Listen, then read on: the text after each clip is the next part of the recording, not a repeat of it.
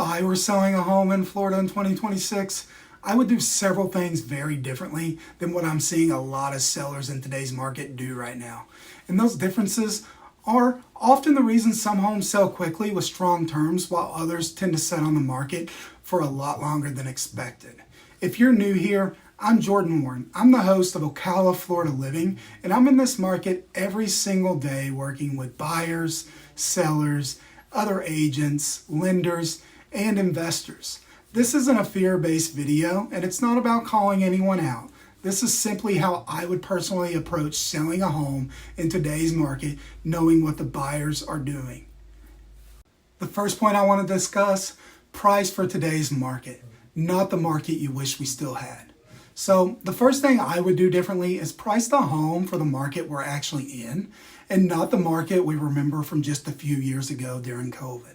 A lot of sellers are actually still anchored to peak pricing, and that's completely understandable, but today's buyers are actually more cautious, they're more analytical, and they're also comparing every single home that they look at against multiple alternatives.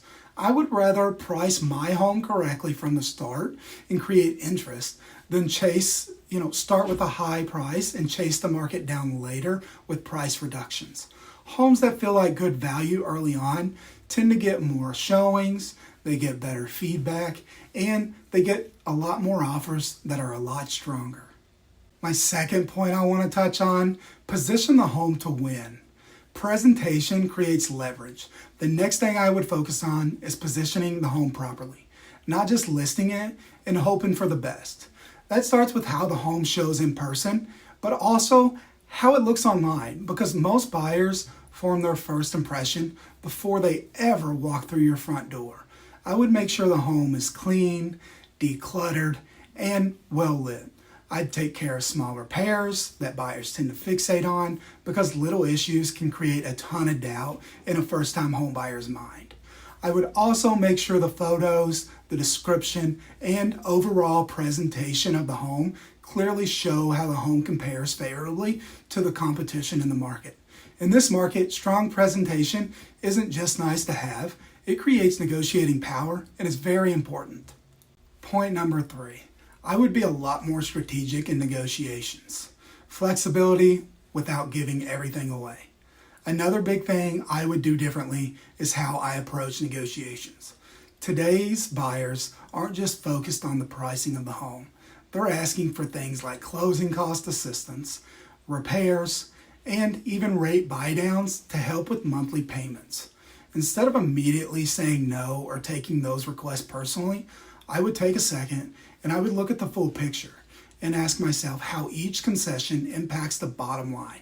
Sometimes offering a small concession can actually net the seller more money by keeping the current deal together and avoiding extending time on the market. The goal isn't to win every single negotiation point. It's to close the deal on strong terms.